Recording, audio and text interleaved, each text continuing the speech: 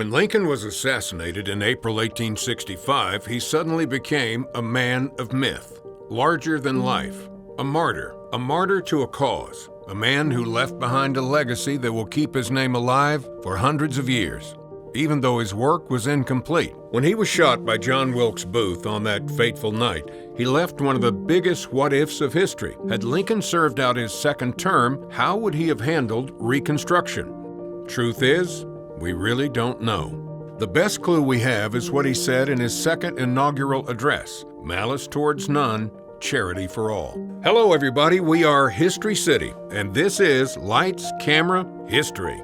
This is the show where we do historical accuracy reviews of movies based on history. We gotta keep Hollywood in check. If you liked the video, smash that like button and don't forget to subscribe. We appreciate your support, or comment down below on your thoughts about the movie. We also have a Twitter and Facebook page, so check that out. In this historical review, we'll dive into the 2012 movie, Lincoln, just in time for the 10th anniversary of the movie release. When watching a movie about Lincoln, it's important to be able to make out the truth, the legend of the complicated man, the myths, and the treatment Hollywood tends to give Lincoln. Venom for Reconstruction, movies for all.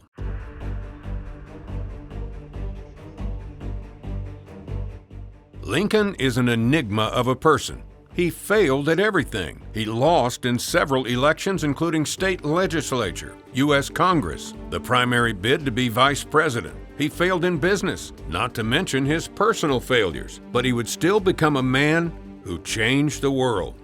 Steven Spielberg wanted to make a biopic on him for decades. While consulting on another Steven Spielberg project in 1999, Doris Kearns Goodwin told Spielberg she was planning to write Team of Rivals, the political genius of Abraham Lincoln, and Spielberg immediately told her he wanted the film rights. This book would serve as the inspiration for the movie that would ultimately be released in 2012. It's a 944-page beast of a book, of which the movie only loosely covers about 30 pages. The movie's directed by Spielberg and produced by Kathleen Kennedy. The screenplay was written by Tony Kushner, whose career as a playwright clearly bled into the script. This film could easily have been a play. The movie would actually sit in development hell for several years. At one point in time, Liam Neeson was attached to play Lincoln. I've always thought this would have worked out just fine. It would just have to have been a different type of movie. He does have a very particular set of skills.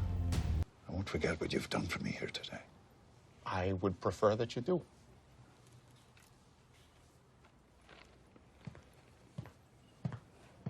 Jesus Christ. Sally Field was offered the role of Mary Todd early in development, but by the time it was set to go into production, she thought she would have to be replaced since she was too old to play the First Lady. So here we are. The movie has all the ingredients to be a great historical movie. Does it hold up to scrutiny? Let's do this.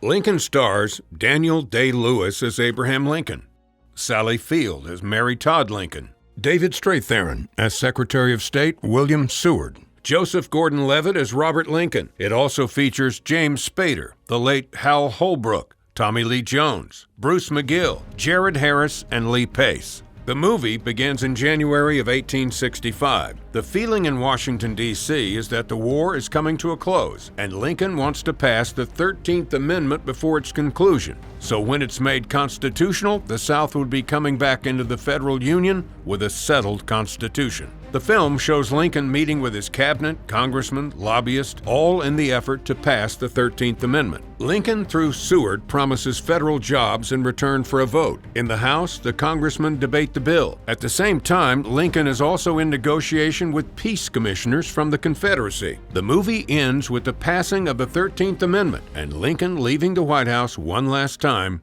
for Ford's Theater.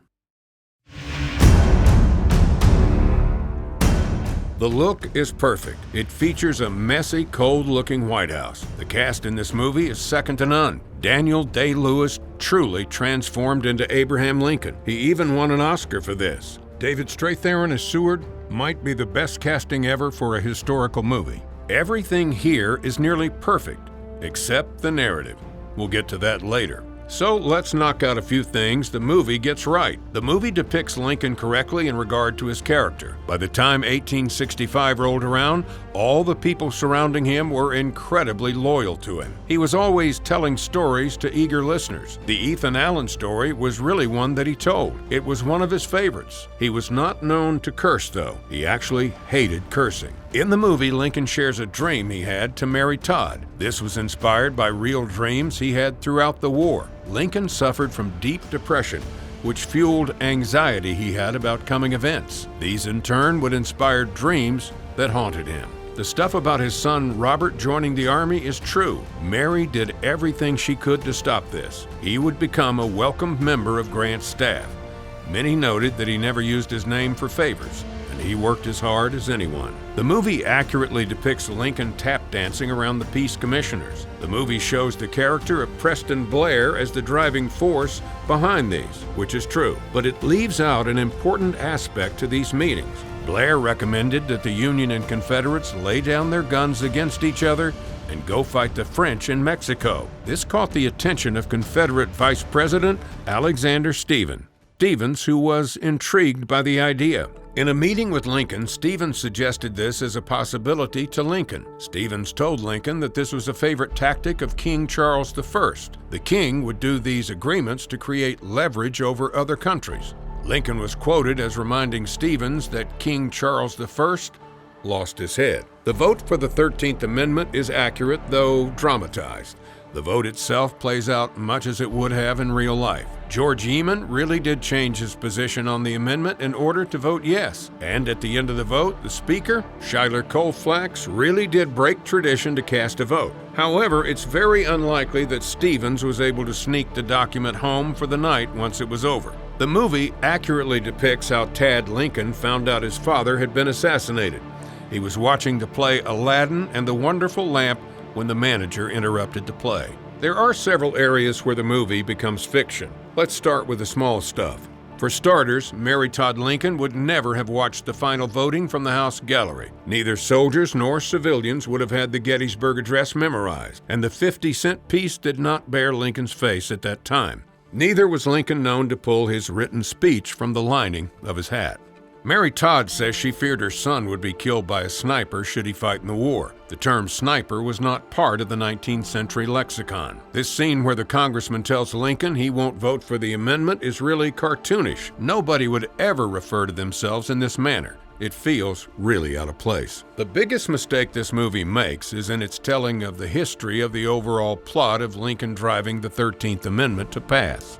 The movie paints Lincoln as the driving force for the 13th Amendment. However, the passing was aided by military battles, abolitionist activists, and there's not a single mention of people like Frederick Douglass. The movie glosses over people who play an important factor. The character of Thaddeus Stevens, played by Jones, leaves something to be desired. Many of the things he said Kushner quoted him through secondary sources, but many of these quotes and speeches came long before the amendment was debated. He was a ringmaster in some respects. However, he never would have met with Lincoln in the White House on the down low.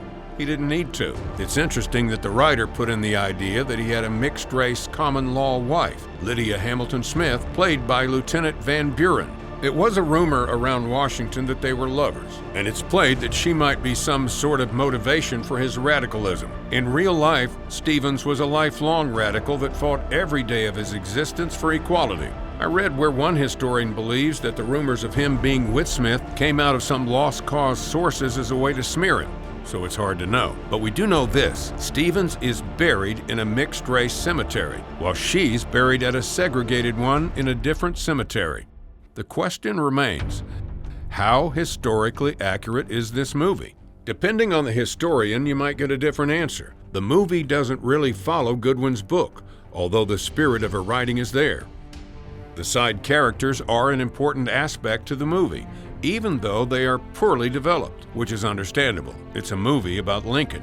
The narrative of this movie is based around Lincoln's urgency to pass the 13th Amendment before the war ends in order to have it settled is a bit off. There isn't much evidence to suggest Lincoln was directly involved in handing out government jobs to congressmen. If this did happen, it was probably more Seward than anybody. But somewhere along the way, this movie became a history paper.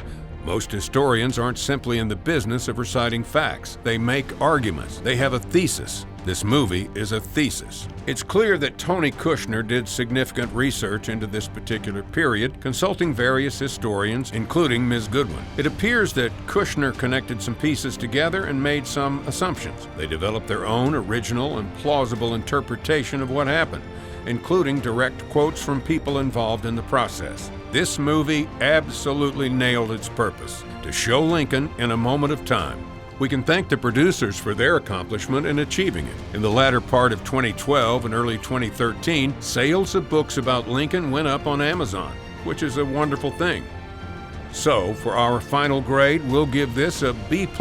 It's an interesting historical argument that captures the time period perfectly. We thank you for watching, and we'll leave you with this thought. Lincoln is a man larger than life. We should always keep an eye on the truth when studying Lincoln.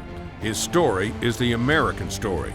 Born in a log cabin, worked hard, failed a few times, and still achieved great things. That's Lincoln. That's the man. That's not a myth.